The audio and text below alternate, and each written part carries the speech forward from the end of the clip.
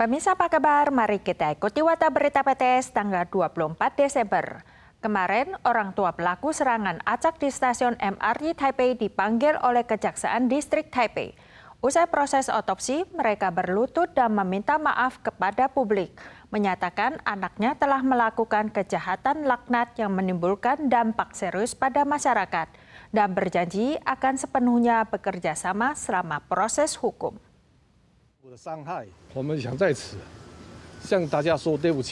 Ayah dan ibu ini membungkuk 3 kali bahkan berlutut. Anak mereka adalah tersangka dalam kasus serangan acak di Taipei tanggal 19 Desember.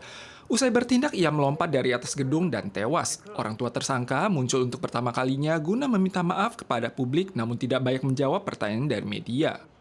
Tersangka jatuh dan tewas, namun motif kejahatannya masih belum tersingkap. Ia meninggalkan segudang misteri. Polisi mengungkapkan, sehari sebelum bertindak, tersangka mengunjungi lantai 5A toko buku Ashley cabang Nancy untuk meninjau rute ke atap. Ia bahkan menuju meja informasi untuk menanyakan peluang naik ke atap untuk memotret pohon Natal di seberangnya, namun ditolak dengan sopan. 名下的账户有一个比较活跃的，从112年的年底到今年的10月。有家属有汇入大概新台币37万元作为他的资助。 Selain itu, tim Satgas juga menemukan tersangka memperoleh tunjangan finansial terutama dari ibunya. Semalam sebelum kasus, ia hanya memiliki $39 Taiwan di rekeningnya. Sebagian besar uangnya dihabiskan untuk membeli pisau. Ia mulai membeli berbagai pisau panjang dan pendek sejak April tahun lalu. Polisi menyita 13 bilah pisau yang dibeli dari situs lelang. Departemen Kesejahteraan Sosial Kota Taipei meluncurkan program bantuan 1219 mengalokasikan seluruh donasi bagi keluarga korban tewas dan luka. Pemkot Taoyuan juga akan mengajukan permohonan agar almarhum Yu yang tewas karena melawan pelaku diabadikan di kuil martir Saint Taoyuan. Sementara Pemkot Taipei akan memberikan santunan sebesar $6 juta. Kasus serangan MRT Taipei meresahkan masyarakat. Departemen Kesehatan Kota Taipei menyediakan pos pelayanan konseling gratis di Mall Bawah Tanah MRT Zhongshan. Pakar mengimbau agar masyarakat tidak berfokus pada informasi negatif.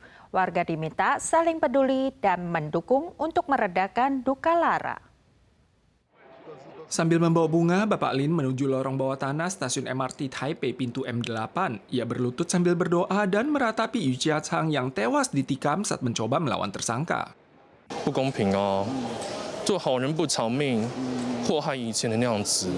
Ibu Chen membawa surat yang telah ia siapkan sejak lama untuk diberikan kepada pahlawan ini. Kartu, stiker post-it, dan karangan bunga berisi ungkapan rasa terima kasih atas pengorbanan Yu diletakkan di lokasi kejadian selaku wadah pelampiasan emosi dan kecemasan warga.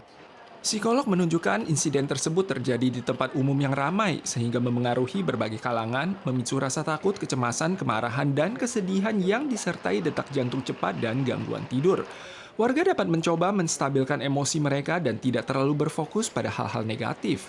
最近这几天，这些民众彼此的哀悼、互相的关怀，社会上这样子的疗愈，才有办法让我们的悲伤放下，这样子。 Mulai sekarang hingga 1 Januari tahun depan, Departemen Kesehatan Kota Taipei akan mendirikan pos pelayanan psikis di pintu R7 Mall Bawah Tanah Zhongshan, di mana psikolog profesional yang mengenakan rompi akan memberikan layanan konseling psikologis gratis kepada warga. Pergantian tahun baru segera tiba. Kemarin, Kaohsiung mengadakan simulasi keamanan untuk konser malam tahun baru dan stasiun MRT. Di wilayah utara, sejumlah penumpang bus melapor ke polisi setelah mendengar ancaman pelemparan granat di dalam bus. Pemerintah pusat dan daerah meningkatkan kewaspadaan. Kepolisian Kota Kaohsiung pada tanggal 23 mengadakan simulasi pengamanan dengan skenario bentrokan fisik dan aksi saling mendorong di lokasi acara dan stasiun MRT. Berencana mengerahkan 1.200 personel gabungan guna menjaga ketertiban pada malam tahun baru. Seorang penumpang bus yang diduga terlibat masalah terkait perselisihan kerja tidak dapat menahan emosi sehingga melontarkan kata ancaman seperti mati bersama dan melemparkan granat. Sesama penumpang segera melapor ke polisi. Laporan dari Departemen Pertahanan Amerika menuduh Tiongkok mempersiapkan kemampuan untuk menyerang Taiwan dan meraih kemenangan pada tahun 2027. Serta melanjutkan ekspansi militernya untuk memiliki lebih dari 1.000 hulu ledak pada tahun 2030 yang berisiko mengancam kawasan Indo-Pasifik. Kantor berita Reuters merilis konsep laporan dari Departemen Pertahanan Amerika yang menuduh Tiongkok mempersiapkan kemampuan untuk menyerang Taiwan dan meraih kemenangan pada 2027, serta melanjutkan ekspansi militernya untuk memiliki lebih dari 1.000 hulu ledak nuklir pada 2030, yang beresiko mengancam kawasan Indo-Pasifik. Ada pakar mengamati, tujuan utama Tiongkok dalam rencananya untuk mengambil alih Taiwan secara langsung pada tahun 2027 adalah untuk mencegah intervensi militer Amerika di Selat Taiwan. 那这3项关键的能力，战略投送能力、指导现代化联合作战的能力，还有后勤跟动员的效率，其实我认为在2027年之前，共军都应该还没办法具备。 Kemampuan proyeksi pasukan dan dukungan logistik Tiongkok saat ini masih belum memadai untuk mencapai target, sehingga memberikan waktu bagi tentara Taiwan untuk mempersiapkan diri. Presiden Lai Ching-te menekankan perlunya pertukaran proaktif dengan sekutu internasional untuk memastikan Taiwan memainkan peranan penting dalam jaringan pertahanan demokrasi global. 中国对台湾、对印太区域的威胁持续加剧，企图把民主台湾变成中国台湾。 这是对国家主权和国家安全的严重威胁，更是对全球民主自由阵营的公然挑衅。 Namun, usulan dana pertahanan khusus sebesar 1,25 triliun dolar Taiwan dari pemerintah pusat dicegat untuk keempat kalinya oleh partai oposisi tanggal 23, sehingga tidak dapat diajukan ke Komite Peninjau. Hari ini adalah malam Natal. Desa Sinterklaas di Finlandia saat ini sudah meriah dengan suasana Natal. Tahun ini lebih dari 500.000 surat berisi harapan telah diterima dan Sinterklaas pun siap berangkat mengantar hadiah ke seluruh penjuru dunia.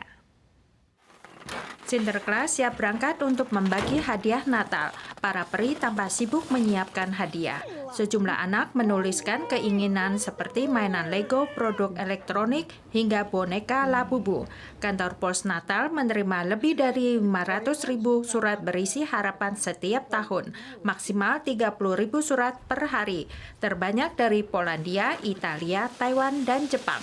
Menurut kantor pariwisata setempat, lebih dari 700.000 wisatawan datang ke sini untuk menemui Sinterklaas, bermain salju, dan menikmati suasana Natal. Para pemirsa sekalian, sekian warta berita dari PTS. Kita soal lagi di lain kesempatan. Sampai jumpa.